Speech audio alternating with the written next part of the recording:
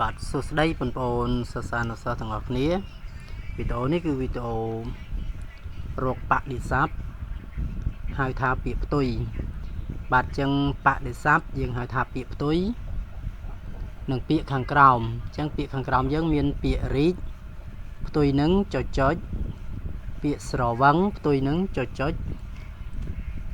ពាក្យកតញ្ញូផ្ទុយនឹង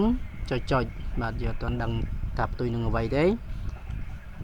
ភរិយាផ្ទុយនឹងចុចស្របផ្ទុយនឹងចុចហើយនឹងពាក្យលើកផ្ទុយនឹងចុចបាទចឹងដឹងថាតើពាក្យបដិស័ព្ទនិងពាក្យទាំង6ពាក្យនេះវាបដិស័ព្ទជាមួយនឹងពាក្យណាខ្លះយើងចូលមើលការបញ្យល់ខាងក្រោមទាំងអស់គ្នាបាទចឹងរីកបដិស័ព្ទនឹងរួមឬយើងហៅថារីកផ្ទុយនឹងរួមបដិស័ព្ទគឺមានន័យថាពាក្យផ្ទុយបាទចឹងរីកផ្ទុយនឹងរួមចឹងសញ្ញានេះគឺសញ្ញាជំនួសឲ្យពាក្យថាផ្ទុយស្រវឹងបាទណាស្រវឹងផ្ទុយនឹងស្វាងទៅមកទៀតកតញ្ញូផ្ទុយនឹង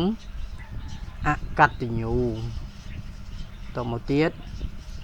ភរិយាផ្ទុយនឹងស្វាមីបាទចឹងតមកទៀតស្របផ្ទុយនឹងបដិសេធមានន័យថាយើងអត់ស្របបដិសេធតមកទៀតលើកផ្ទុយនឹងដាក់ដូចយើងលើករបស់អ្វីមួយចឹងយើងលើកហើយផ្ទុយនឹងលើកគឺដាក់បើលើកឡើងផ្ទុយនឹងដាក់ចុះតែលើកនេះគឺផ្ទុយនឹងដាក់